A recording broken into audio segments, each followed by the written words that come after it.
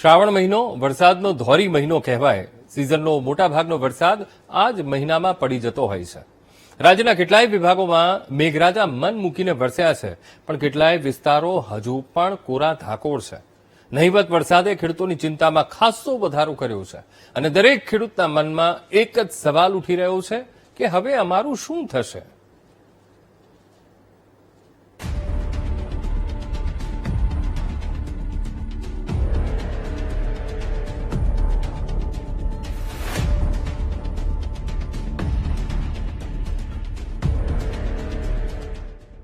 અધિક માસ આવ્યું ત્યારે લોકોને હતું કે જેવો શ્રાવણ બેસશે ને મેઘરાજા બગડાટી બોલાવશે, પણ હવે તો શ્રાવણ પૂરો થવા આવ્યો છે.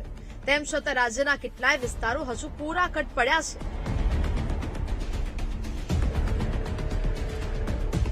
ધરતીના ધણીનું હેત ધરતીને મળ્યું નથી, જેથી ધરતીના દીકરાની એટલે કે ધરતી પુત્રની મુશ્કેલી વધી છે. વાત કરીએ તો રાજકોટ જિલ્લાના જેતપુર, ઉપલેટા અને ધોરાજી સહિતના તાલુકાઓમાં જોઈએ તેવો વરસાદ નથી પડ્યો.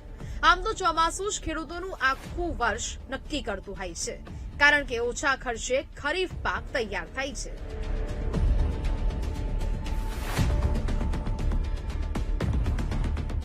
જેમાં 2 પૈસા રડવાના હોય છે, પણ લાંબા સમયથી વરસાદનું ટીમ્પુય ન પડતા પાક સુકાવવાની ચિંતા ખેડૂતોને સતાવી રહી છે.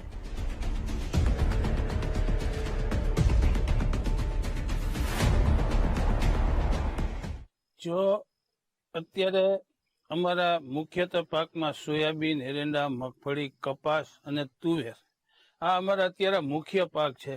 અને આજે 20-22 દિવસથી વરસાદ આવતો નથી. અત્યારે એને ખાસ પાણીની જરૂર છે. હાલ અમારી પાસે ખેડૂત પાસે પાણી છે એ 10 થી 12 દિવસના છે.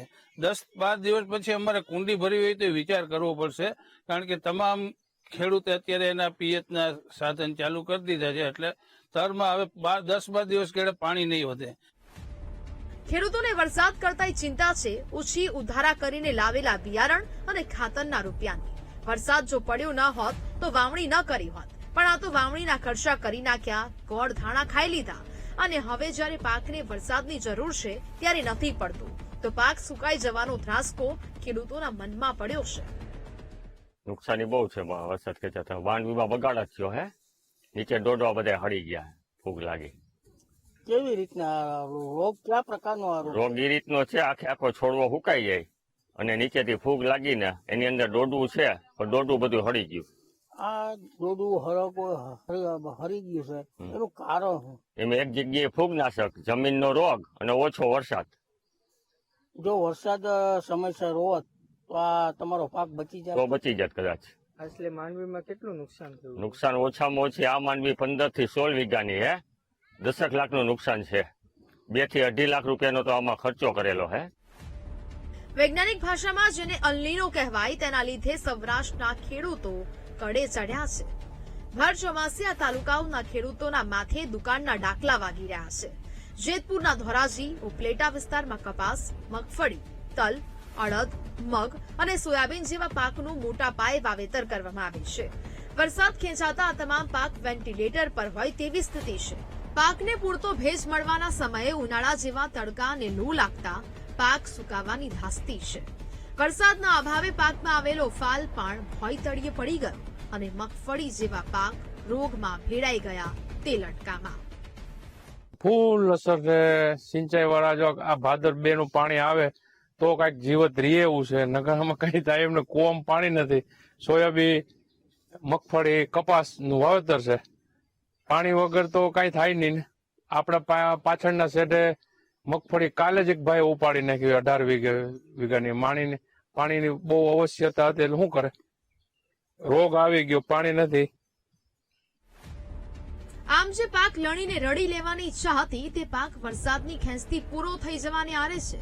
ચોમાસું થોડા દિવસોમાં ઇન્દ્રદેવના ઘેર પાછું ફરી જશે, ત્યારે સ્થાનિક ડેમ અને કેનાલમાં પાણી છોડવામાં આવે તો હવે ધરતીપુત્રોનો ઉદ્ધાર થાય તેમ છે. જો ખેડૂતોની સિઝન ફેલ ગઈ તો આનો માર માત્ર ખેડૂતોને નહીં પણ આખા ગુજરાતના લોકોને પડશે, કારણ કે મોંઘવારી વધશે ને બૈરાઓના બજેટ ખોરવાઈ જશે. ત્યારે હવે તો ખેડૂત મેઘરાજાને વિનવી રહ્યા છે અને ભોં પર સરકારને કે પાણી મળે તો જીવન બચે તેમ છે.